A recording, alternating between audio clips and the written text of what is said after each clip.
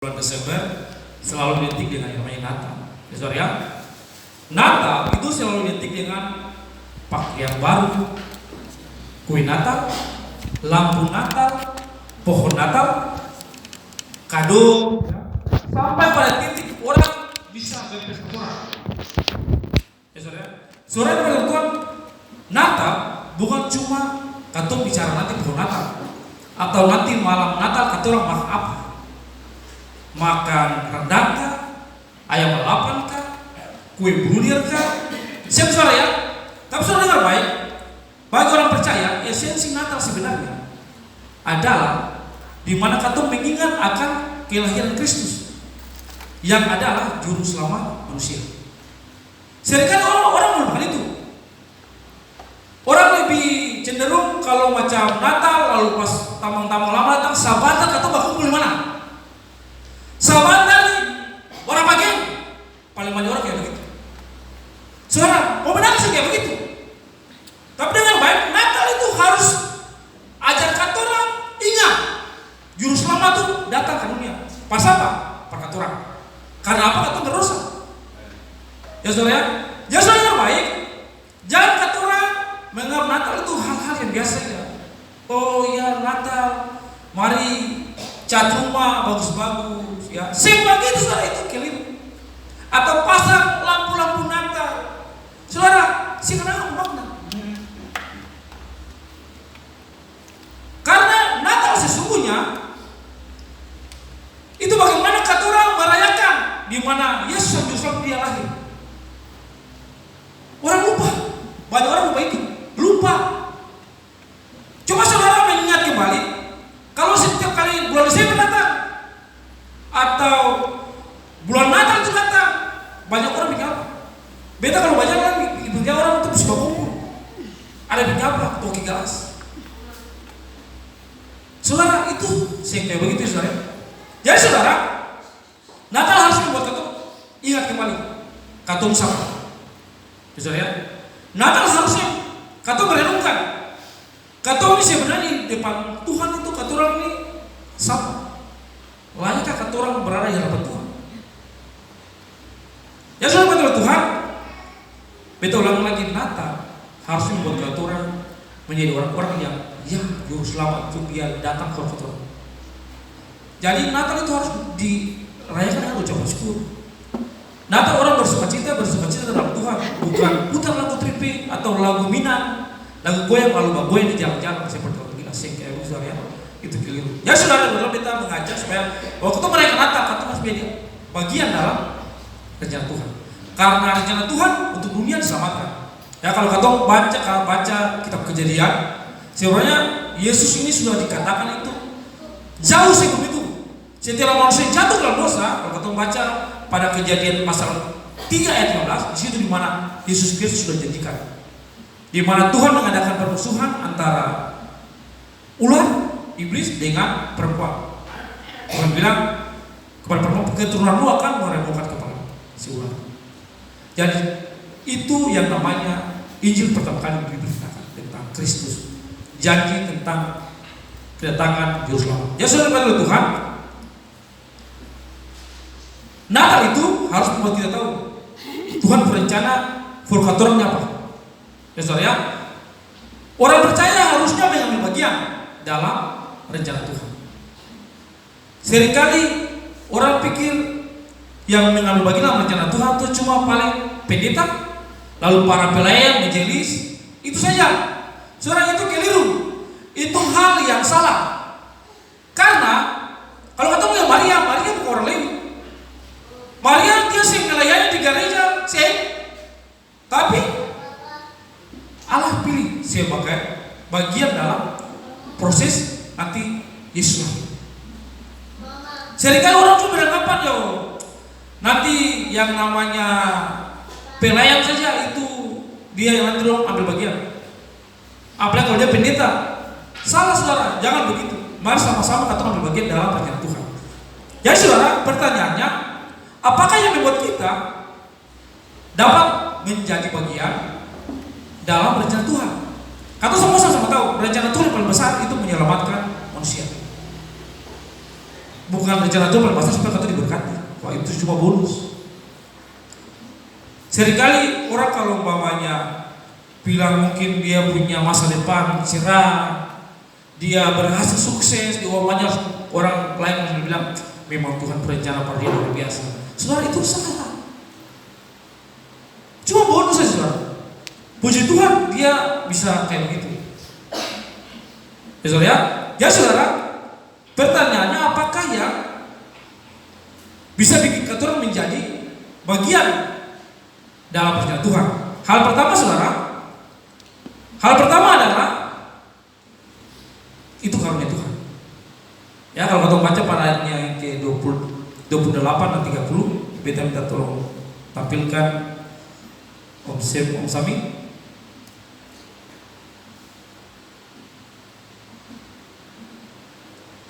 Pembacaan tadi ayat 28. Ketika malaikat itu masuk ke rumah Maria, ia berkata, "Salam hai engkau yang dikaruniai, Tuhan menyertai kau." Ayat 30.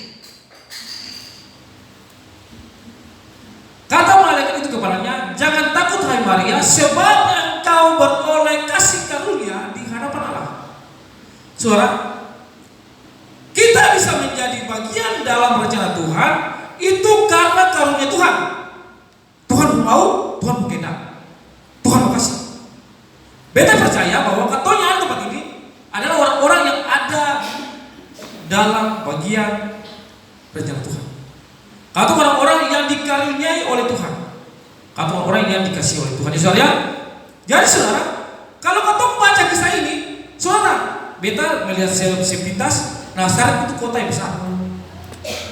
Nazaret itu, saudara, cuma Maria saja yang perempuan. Maria itu bukan cuma satu-satunya perempuan di Nazaret, salah satu. Saudara, ya? Beta yakin Maria pada saat itu bukan cuma satu-satunya perawan, ada banyak lagi. Masalahnya, kenapa Maria dipilih? Dari sekian banyak wanita yang ada. Karena itu Tuhan mau, itu karunia Tuhan. Ya saudara. Jadi saudara, kalau itu merupakan karunia Tuhan, itu hal yang paling penting. Karena untuk menjadi bagian dalam rencana Tuhan, itu Tuhan punya mau. Hal pertama kan untuk menjadi bagian kita harus diselamatkan. Orang yang pikir keselamatan tuh kalau kita bisa bikin baik, itu cuma kasih karunia saja. Saudara oleh Tuhan, beta lihat kata karunia. Karunia itu dipakai kata karito, asal kata karis, yang artinya kasih karunia, belas kasihan, anugerah. Itu ditujukan dari yang paling hebat, orang paling hebat kepada orang yang paling lemah. Jadi begini, kata karunia itu cuma dipakai kepada Tuhan dan manusia.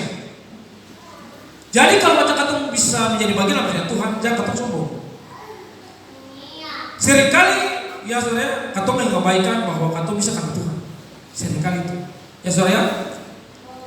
Jadi saudara yang bukan oleh Tuhan, ada orang-orang yang menganggap dirinya bisa mengambil bagian dalam rencana Tuhan karena dia bisa atau karena dia berkelakuan saleh. Kan begini, beta bisa karena ada dalam bagian pelayanan karena ya beta bisa. Saudara, khotbah di tanggal 8 itu Bapak Sekretaris bilang begini bahwa kata semua itu dilahirkan itu dengan talenta. Ya saudara, dan dengan talenta itu kata orang bisa ada dalam bagian rencana Tuhan. Beta yakin itu. Saya ada di sini yang lain dia sendiri gak apa-apa. Ya saudara, masalahnya yang ada kata pakai itu Tuhan. Jadi saudara oleh Tuhan, kalau kata mau bilang kata bisa ada karena kata saleh, atau ini orang yang baik, saudara, Alkitab mencatat kesalehan manusia itu di hadapan Tuhan itu bagaikan kain kotor. Beda minta tolong Om Simi tolong tampilkan Yesaya pasal 64 ayat 6. Yesaya pasal 64 ayat 6.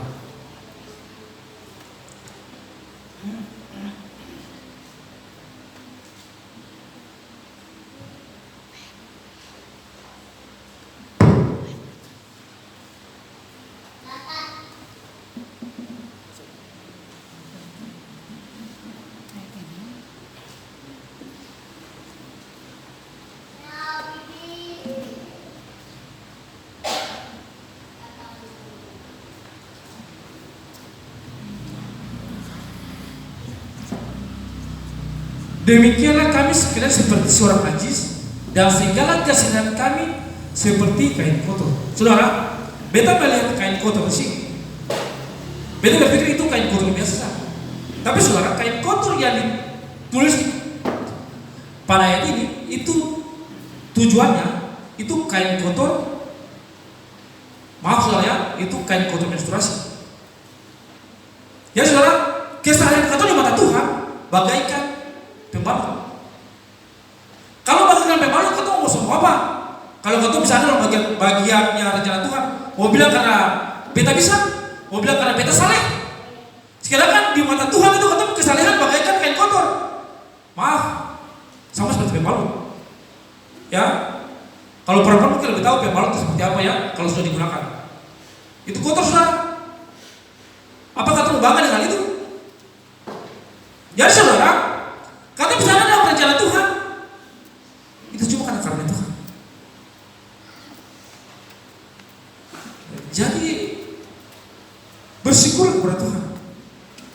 Ya, saudara oleh Tuhan. Seringkali orang melupakan hal ini. Orang pikir dia bisa melayani atau ada dalam bagian rencana Tuhan tuh karena dia bisa, dia hebat, atau dia saleh, kayak begitu. Kata bisa ada itu karena Tuhan saja. Contohnya begini, kalau Tuhan saya kasih selamatkan orang, kata bisa ada untuk mengambil bagian. Beta siapkan ada. Jadi mau bangga apa? Ya, perlu dibanggakan. Ya saudara. Ya. Hal yang kedua, taati firman Tuhan. Ya saudara. Ya. Kalau kata baca daripada pembacaan yang tadi kata baru baca sampai pada ayatnya yang ke-38, di situ dikatakan begini saudara ya. Kata Maria, sesungguhnya aku ini adalah hamba Tuhan, jadilah padaku menurut perkataanmu. Lalu mendengar itu pergi meninggalkan dia. Jadi saudara, Maria bilang jadilah padaku seperti yang kau katakan. Itu Maria. Saudara, sebenarnya begini. Orang yang taat firman Tuhan itu orang yang hidup bergantung pada Tuhan. Pertama, orang yang mengandalkan Tuhan, orang yang selalu berharap cuma pada Tuhan. Dia bisa ada cuma karena Tuhan. Itu orang yang taat firman Tuhan. Ya saudara ya. Saudara pikir waktu Maria mengiyakan dan bilang bahwa jadilah padaku seperti yang kau katakan itu hal yang mudah. Saudara, Maria tahu pertama dia akan malu. Entah dia malu, dia keluarga malu, bisa sampai pada akhirnya dia mati. Karena apa? Dia ini kan firman Tuhan datang buat Maria bahwa engkau akan mengandung, engkau akan melahirkan anak laki-laki. Tapi Maria bilang bahwa bagaimana itu bisa terjadi? Sedangkan beta saja belum bersuami. Ya saudara ya. Tapi setelah firman Tuhan disampaikan lagi pada Maria, ending terakhir Maria bilang jadilah padaku seperti yang kau katakan.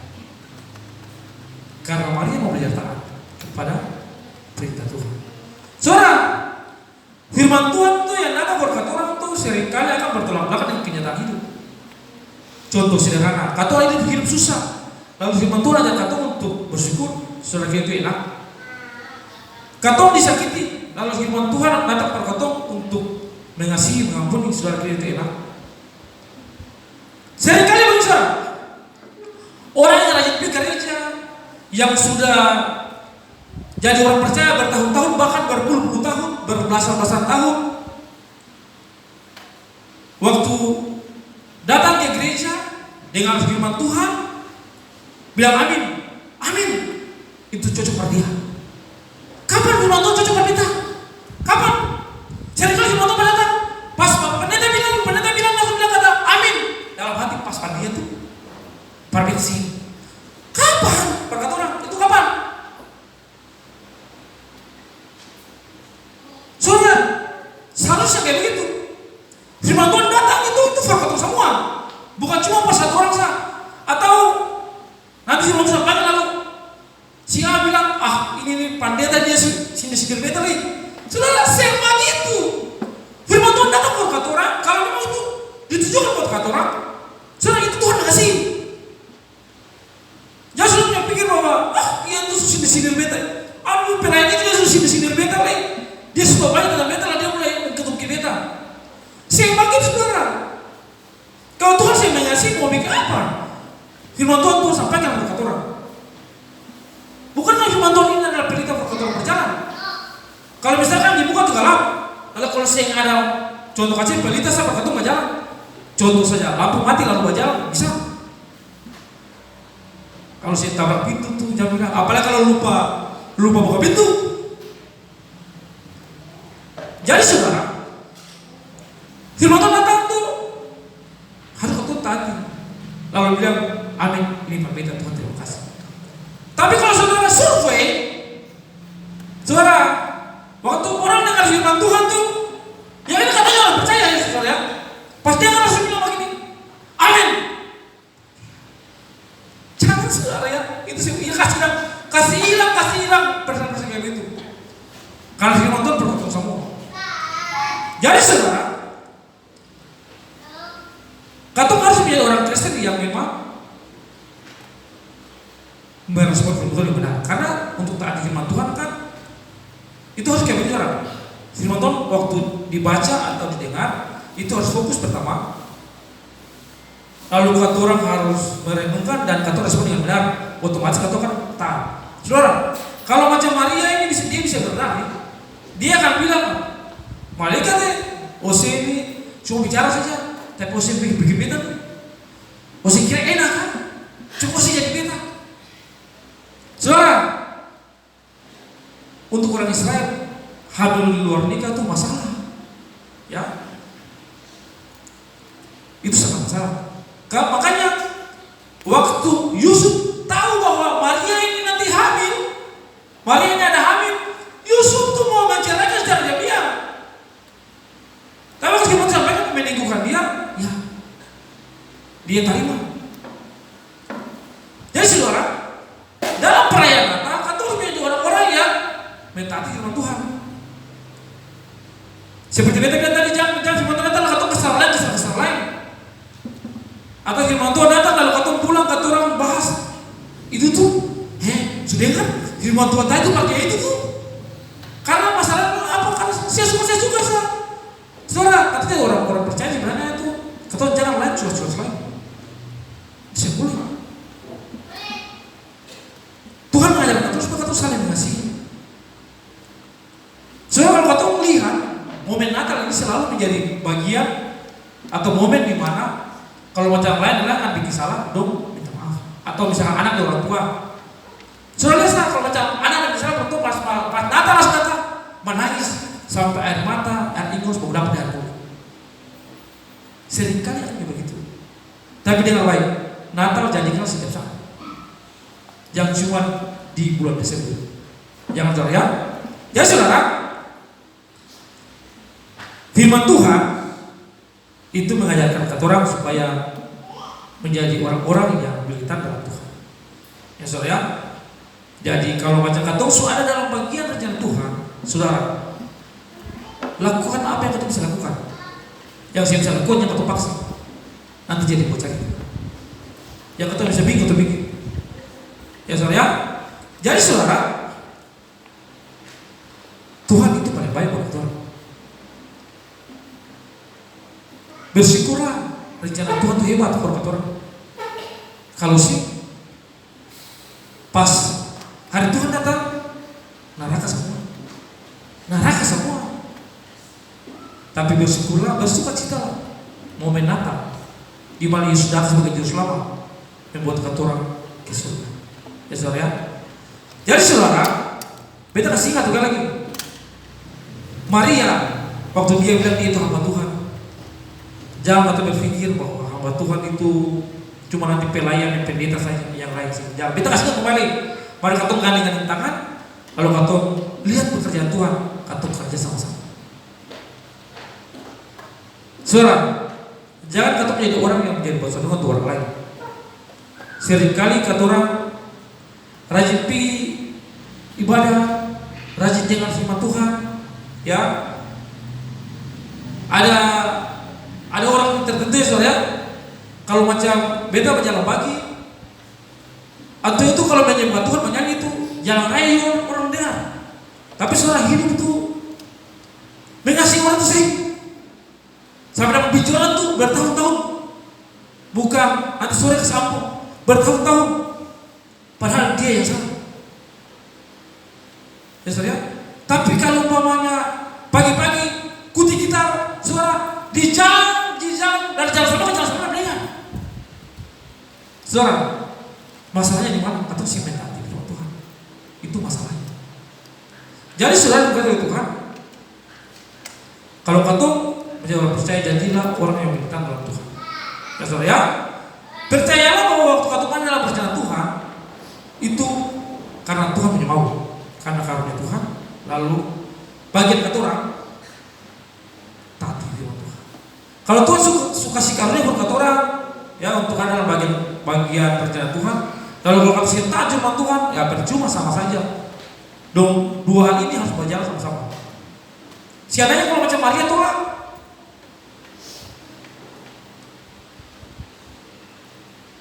ya kalau Maria tolak padahal betul Tuhan berkuasa, tapi Maria di masa kapan dia? Saya dikenal nih. Maria sampai saat ini kan dikenal ya sebagai wanita yang hebat, ya bukan kudus saudara ya, karena manusia berdosa. Bukan suci, tapi hebat. Beta bilang hebat karena apa? Bisa ambil keputusan untuk ya beta mau Tuhan. Padahal dia harus tahu konsekuensinya, bisa malu, bisa nanti mati. Hebatnya ini saudara ya. Ya saudara, kalau memang suara dalam rencana dalam bagian rencana Tuhan, bersyukurlah kepada Tuhan, ya, dan jalanilah itu dengan baik. Karena harusnya dengan tujuan nama Tuhan yang dipermuliakan. Saudara, jangan karena beta bisa, karena beta hebat, karena beta pintar, saudara. Kalau cuma kayak begitu, saudara, stop. Sekian guna. Mari kita tunduk kepala dan Bapak Buci berdoa untuk firman Tuhan.